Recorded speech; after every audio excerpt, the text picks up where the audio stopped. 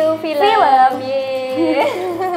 Kali ini kita akan mereview film yang baru-baru ini tayang, yaitu Miracle in Cell Number 7. Ya, yang kemarin pertama kali tayang tanggal lupa ya. Gitu. Oke. Kemarin kita udah nonton sekitar 2 minggu yang lalu dan sampai sekarang masih tayang di bioskop. Wow. Saking viralnya gitu. Lebih dari sebulan gitu kan, itu kan kayak biasanya paling 3 mingguan udah nggak tayang kalau film-film lokal, tapi ini lebih dari sebulan. Wah, berarti kan penontonnya banyak banget. Bener. Bagi teman-teman yang belum kenal, perkenalkan, aku Salsa dan ini Royul. Jadi di sini kita akan sedikit mereview film Miracle in Cell Number 7 menurut pendapat masing-masing. Kupu-kupu yang lucu, kemana engkau terbang? Sudah siap terbang? Sudah! Terbang!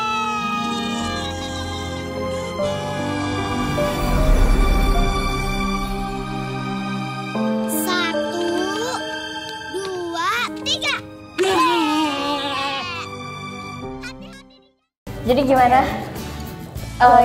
Kamu dulu dong. Kamu kan yang nangis gitu kan ya. Menurutku kalau misalnya kita kan semua tahu kalau misalnya Miracle in Cell Number 7 itu adalah film remake dari film aslinya, film originalnya itu dari Korea Selatan. Kan. Dan itu pasti kalau misalnya film remake itu dibanding-bandingin sama film aslinya. Pasti. Dan waktu dengar pertama kali film ini bakal di remake, ini sih nggak memasang ekspektasi tinggi karena namanya film remake udah pasti dibanding-bandingin dan kayak ya udah. Malah tadinya aku nggak mau nonton, tapi kayak itu tuh viral banget dan kayak banyak reviewnya yang bagus, jadi aku langsung nonton deh bersama dengan mbak ini nih, nonton dengan mbak ini. Dan itu membuat aku menitikkan air mata. Gimana? Kenapa bisa menitikkan air mata? Awalnya sih cuman kayak berkaca-kaca doang waktu bapaknya dituduh untuk melakukan kejahatan itu kan. Terus spoiler alert gitu kan. Terus puncaknya tuh pas di pengadilan yang si Kartika dewasanya itu dia membela bapaknya sampai nangis sih, itu aku langsung dia ngejerit gitu kan, gitu kayak emosiku terasa gitu langsung sampai ke hati ini gitu kan. Itu jadi kayak ya sangat sedih kan, gak menyedihkan, sedih kan, kayak perjuangan anak untuk membersihkan nama ayahnya gitu. Apalagi kalau menurutku ya, kalau yang menarik itu karena kehadiran yang komedi itu siapa? Tora Sudiro lah. Tora Sudiro, iya. Karena menurutku yang menarik itu adalah kehadirannya Tora Sudiro, terus siapa tuh yang ganteng tuh? Brian itu. Terus ada juga komedi-komedi yang lain kan, jadi ada Indro juga kan, jadi kan kayak berasa enggak melempem kayak di Korea sih menurutku ya. Saya kalau misalnya di Korea kan bener-bener kayak serius, dan di sini tuh ada selang-seling komedinya sih, komedi itu kayak kalau misalnya nggak mengikuti alur aslinya mungkin tuh jadi film komedi kali ya. Berketawa mulu sepanjang film kan. Lucu banget. Jadi kalau misalnya menurutmu kan kamu bikin sedih ya, dan aku ya nggak menitikkan air mata. Kenapa? Kok bisa gitu? Saya tidak mengerti ya. Karena menurutku karena pertama udah pernah nonton ya, terus untuk kedua kalinya itu kan pasti udah tahu jalan ceritanya itu kayak gimana. Terus yang kedua karena aku adalah tipe orang yang suka mendengarkan musik. Terus dari soundtracknya musik ya dari soundtrack yang ada di film itu kayak jadi kunci utama juga gitu dalam film. Jadi kalau misalnya nggak ada soundtrack yang benar-benar bisa menggugah hati buat nangis atau buat senang atau buat lain-lain atau action atau lain-lain, itu tuh kayak nggak menggairahkan gitu loh, kayak kurang kena gitu. Ada beberapa, iya kurang nampol.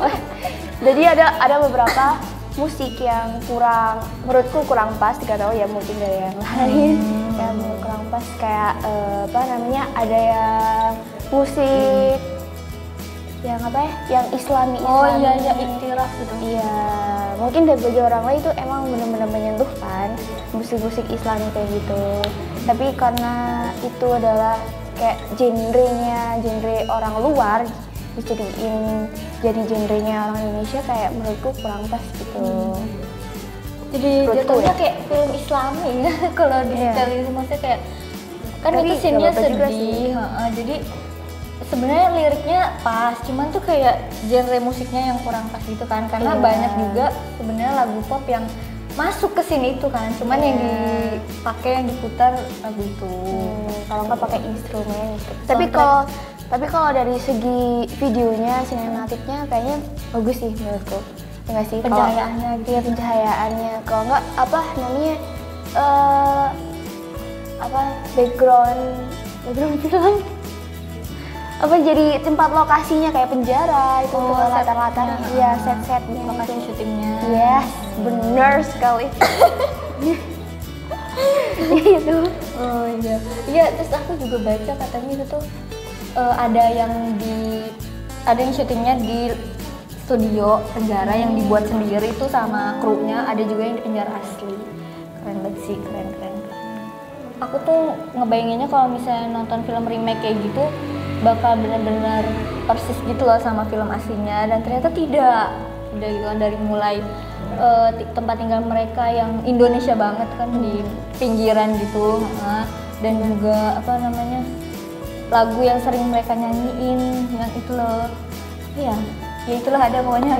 Itu kan Indonesia banget gitu, kayak wow, kerjaan bapaknya gitu. Hah? Iya, kerjaan bapaknya sebagai tukang balon kan. Kalau versi aslinya tuh tukang parkir nggak sih? Bukan. Apa? Ini bukan, versi aslinya apa? Iya, dan ada juga kan versi negara lain. Iya, dari Turki, dari. Wah, banyak deh ya, kayak saking banyak tuh sampai emang bagus banget sih filmnya, dan aku juga baca katanya film ini tuh mendapat pujian dari sutradara aslinya. Kalau ini tuh remake terbaik dari semua remake. Kayak keren sih. Tepuk tangan. Kok menurutku rate buat film ini berapa? Aku 8,5. Sama 8,5. Iya, kayak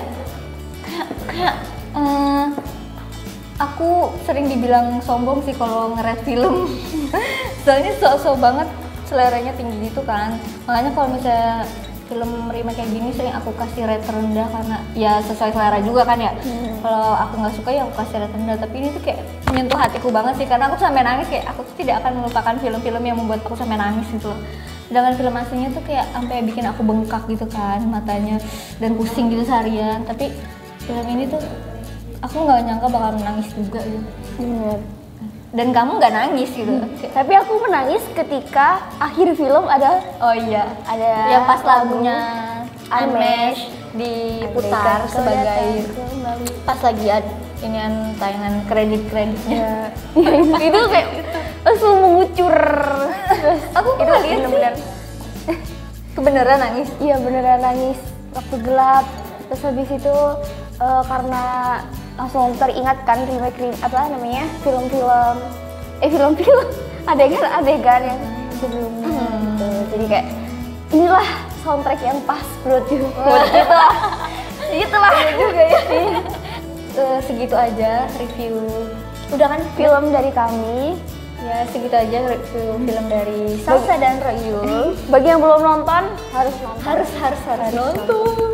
Meskipun belum nonton film aslinya harus nonton sih, supaya tahu garis besar ceritanya. Oke.